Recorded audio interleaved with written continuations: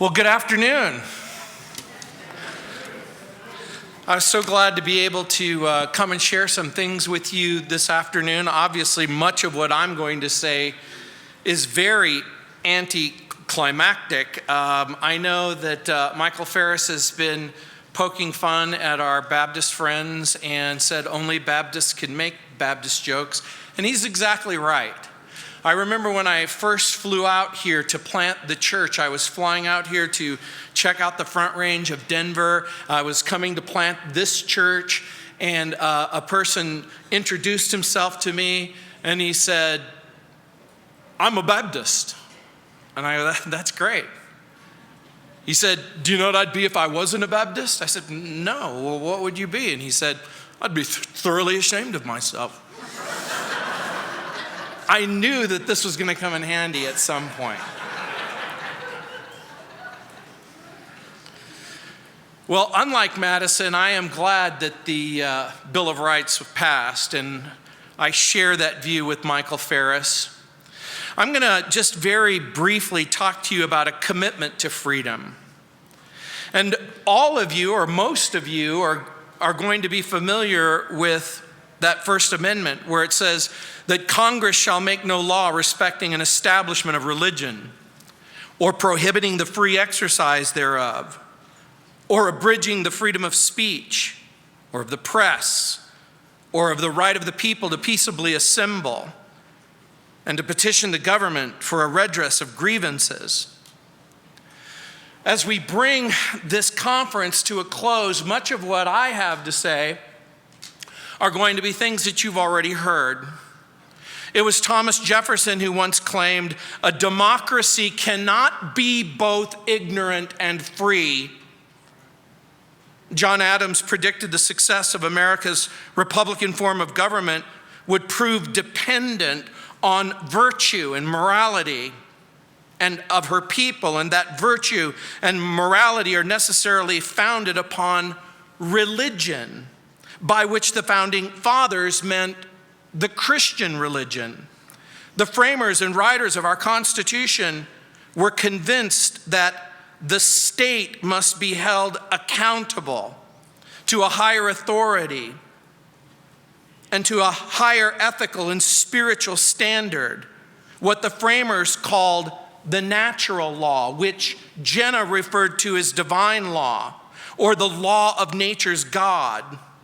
The Constitution and the Bill of Rights were born out of a deep understanding and collective rejection by the founding fathers of the human rights abuses that they had observed in Europe and had experienced in their own life. And they were determined to not see these abuses repeated in the new republic. Already you've come hopefully to the conclusion that the enemy of abuse is freedom, but the enemy of freedom is abuse. And that abuse might take forms that you would never have imagined. That abuse could come within perhaps our own government or its leaders, or that certain institutions could reach a point of corruption that it would require we, the people, to once again address these issues. Hartley Coleridge asked the question, but what is freedom? Rightly understood, he wrote, a universal license to be good. In the Judeo-Christian worldview, freedom is related to choice and the voluntary ability to enter into associations for the benefit of the citizen and the community. In John's gospel, Jesus made that famous statement that's etched at CIA headquarters quite out of context, but it does say, "You shall know the truth, and the truth shall make you free." Tragically, as a pastor, I tend to look at things in the Bible in their context. In context, Jesus is telling the religious leaders of his own day that if you abide in me and my word abide in you, then you're my disciples indeed, or you're disciples of mine, and you will know the truth, and the truth will set you free. You see, the Bible doesn't know anything about a freedom that's detached from the truth. It was Mortimer Adler, that great editor of the Encyclopedia Britannica, who said that truth, in order to be true, has to have these enduring qualities. Truth cannot be subject to change. He said, truth, in order to be true, has to be immutable, not subject to change. Incorrigible, not subject to perfection. All truth will have those characteristics. Not subject to change, not subject to perfection. Just like Michael Farris has been studying, teaching, and imparting the law for 40 years, I've been studying, teaching, imparting the Bible for well over 40 years. I've only been able to discover 4 things that I can say with absolute confidence is absolutely true. The Father, the Son, and the Holy Spirit. What do you suppose the 4th thing is? Everything they say and do. Those are the only things that I found to be always and forever true. The religious leaders' response revealed their understanding of Jesus' words. They claimed freedom based on ancestry to Abraham. And Jesus told them, truly, truly, I say to you, everyone who commits sin is the slave of sin. Freedom must not and cannot ever mean the freedom to do what's wrong. It has to be the freedom to do what's right. In 1776, the representatives of the original 13 colonies assembled and, as was noted earlier, drafted the documents that would become our founding documents, the Declaration of Independence. Most are familiar with the words, as was cited earlier, we hold these truths to be self-evident, that all men are created equal, that they're endowed by their Creator with certain unalienable rights, that among them are life, liberty, and the pursuit of happiness. Ironically, at the very same year that the Declaration was written by a 27-year-old Thomas Jefferson, in Europe, a historian named Alexander Fraser Tytler, a European historian, he published a work called The Decline and Fall of the Athenian Republic. In his publication, Tytler reported that from his research, he determined the following. A democracy cannot exist as a permanent form of government. It can only exist until the voters discover that they can vote themselves largesse. Largesse, by the way, is a word, again, that was used in the ancient world, and for our French-speaking friends, goodies, benefits, the treasury, who could vote for themselves largesse from the public treasury. From that moment on, the majority always votes for the candidates promising the most benefits from the public treasury, with the result that a democracy always collapses over the loss of fiscal responsibility, always followed by a dictatorship. The average of the world's great civilizations before they decline has typically been less than 200 years.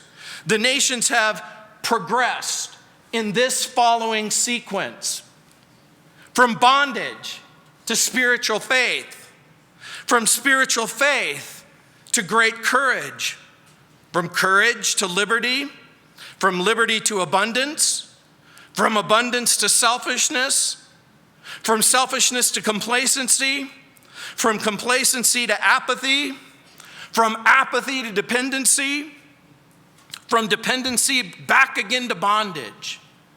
According to Tytler's calculations, America is living on borrowed time. According to him, we've gone about 40 years past the time when most civilizations collapse. Truth informs freedom, and a free society requires the ability to worship, the ability to speak, the ability to publish and to fellowship, and to gather and to remind each other and encourage one another in our freedoms. And so the First Amendment contains 5 freedoms. Number 1, religion. Number 2, speech. Number 3, press. Number 4, assembly. And number 5, petition. The Constitution prohibits the government from establishing a state-sponsored church, to compel citizens to join that church or believe the tenets of that church. It protects each person's right to practice or not practice any faith without government interference. The First Amendment guarantees that people have the right to speak freely without government interference. The First Amendment guarantees that the press will be able to publish news, information, opinion. You can say it with me. Without government interference. This also means that individual citizens, the people of the United States, also have the right to publish their own papers, newsletters, magazines, radios, television shows, blog postings, internet publishing sites without government interference. The First Amendment guarantees the right of the people to march, to protest, to demonstrate, to carry placards. Some people in our own church will go to local colleges and universities and they'll hold up placards. One of my favorite placards that they hold up is, "Why confront anyone's beliefs?" Underneath it, it says, "Because so long as they believe what they believe, they can't believe what you believe." You know, we talked about legislating morality, and Jenna was right when she said that all law compels a behavior. When the light turns red, it's asking you to stop. When it turns green, it's giving you permission to go. All law compels behavior. The issue isn't whether or not a law is going to be moral. The real issue is that morality going to be their morality or our morality? You'll notice I didn't say my morality. Because again, Jenna rightly points out that the divine law, the natural law, seems to incorporate the reality that there are certain minimum things that we all believe and that we all share. The First Amendment gives us the opportunity not only to carry placards, express views in a nonviolent manner, it also invites people to join, associate, and otherwise interact with other people, organizations, and groups without government interference.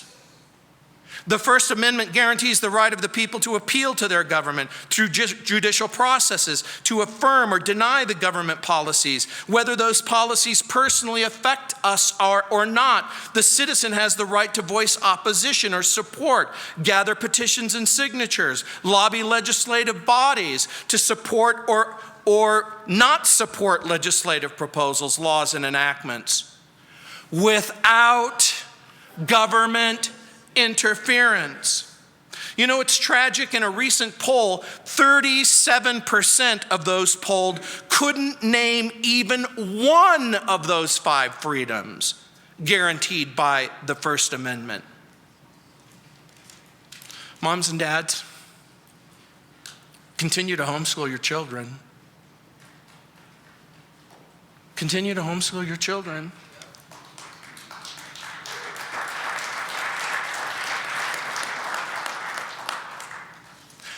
I want to ask you this question. When was the last time you heard these words spoken at a government school? When was the last time you heard the word godliness? When was the last time you heard the word virtue? When was the last time you heard the word honor? William Harvard wrote the greatest glory of a freeborn people is to transmit that freedom to their children. How can we with a clear conscience promote freedom to our future generation and leave them ignorant of what those freedoms are? Was Thomas Paine correct when he urged the founding fathers, quote, "Those who expect to reap the blessings of freedom must, like men, undergo the fatigues of supporting it," unquote? There are those who say that they love freedom. My brother lives in New Hampshire, where the state motto is, "Live free or die." The Socialist campaign headquarters there in the state have sort of adopted that slogan, "Live for free or die."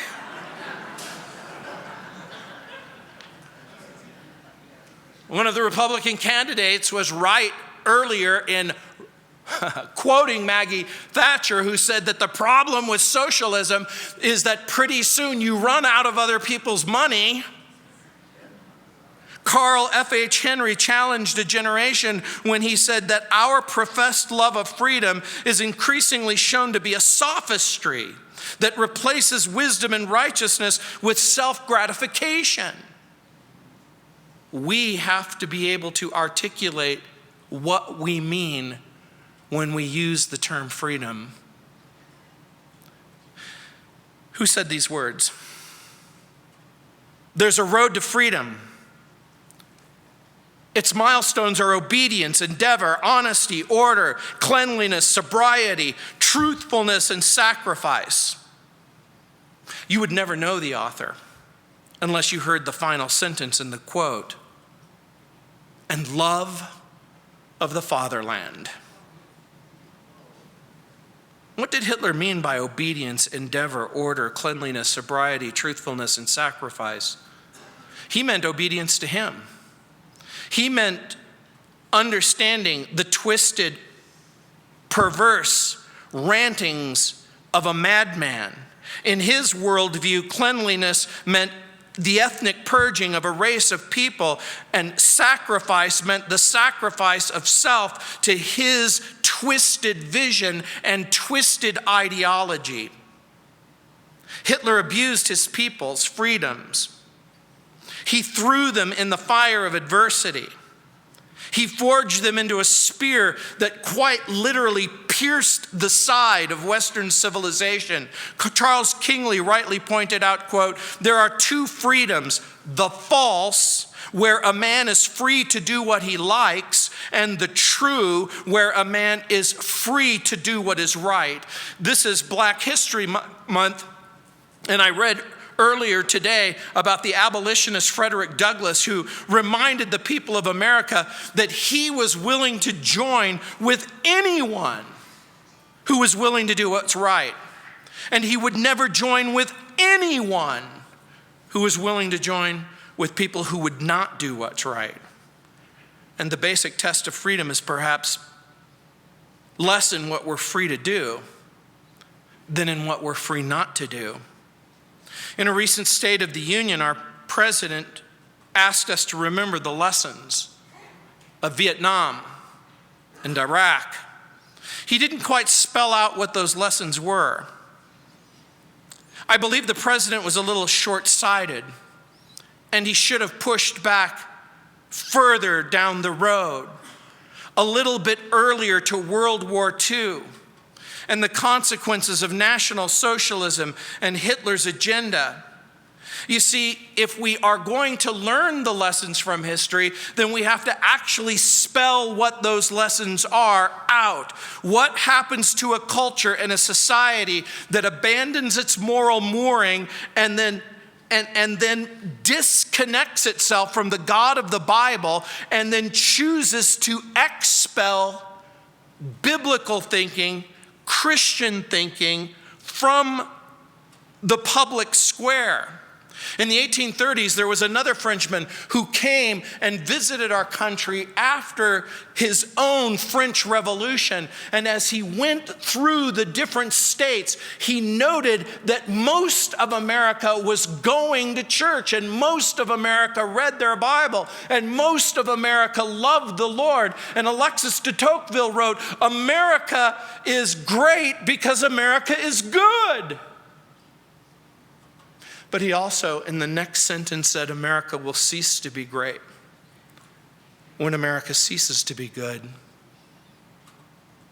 A country that has committed to killing its future.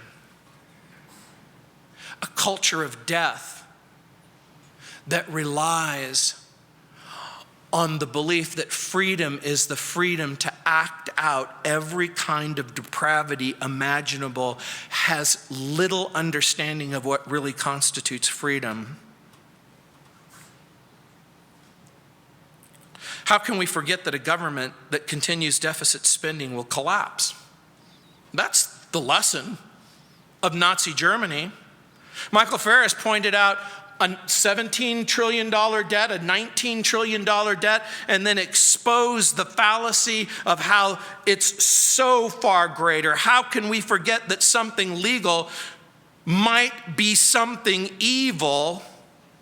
How can we forget the role that propaganda plays in shaping public perceptions? How could we forget? How could we forget? How could we forget that parents, not the state, are responsible for a child's training?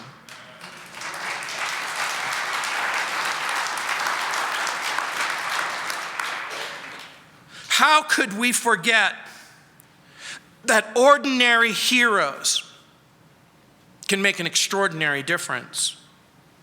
How can we forget that a country absent the citizens' freedoms is subject to tyrants? How can we forget that a crossless Christianity isn't really Christianity at all? We are free to worship as we see fit. Ralph Waldo Emerson wrote, quote, "And what greater calamity can fall upon a nation than we lose worship?" Martin Luther said, quote, "To believe God is to worship God," unquote. Do I fear when a man or a nation refuses to worship God? Not really. It was C.S. Lewis who said, "A man can no more diminish God's glory by refusing to worship him than a lunatic can put out the sun by scribbling darkness on the walls of his cell." This culture cannot make God go away, and cannot make grace go away, and cannot make religious freedom go away.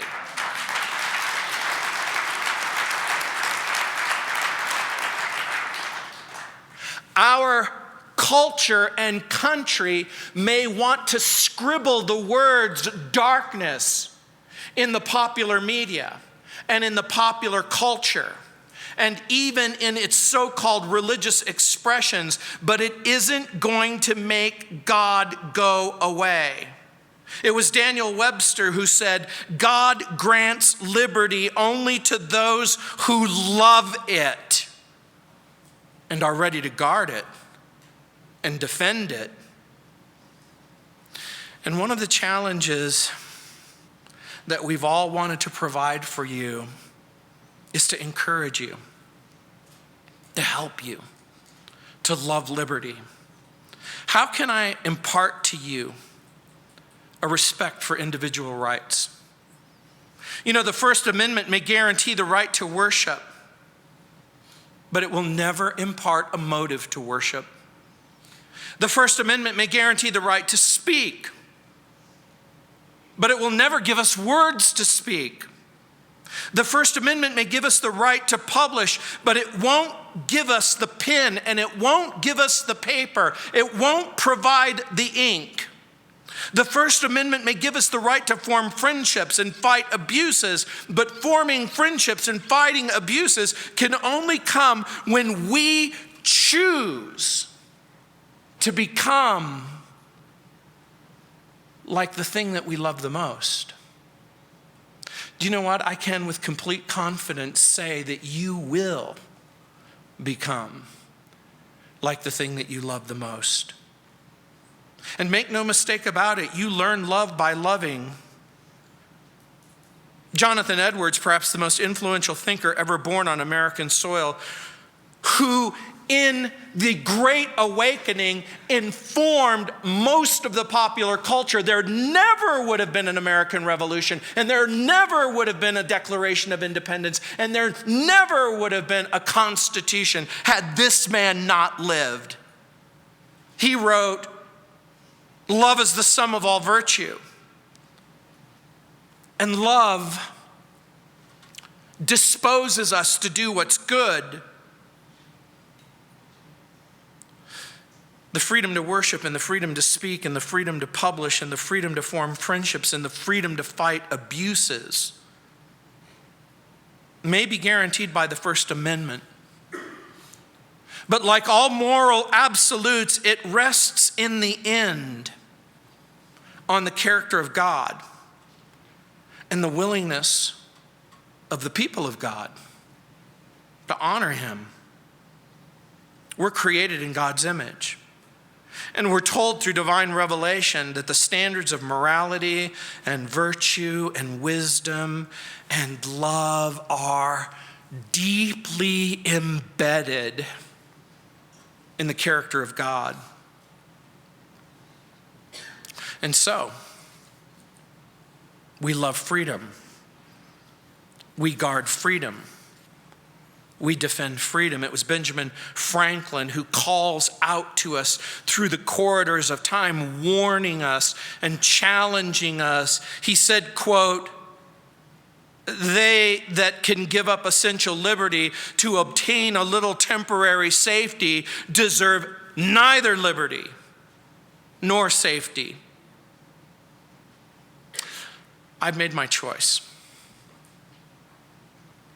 I'm going to find my safety in my liberty. And I'm going to find my security in the God that I worship, in the words of freedom, in the published legacy that's been given to us by our fathers, that has been written in the blood of faithful servants.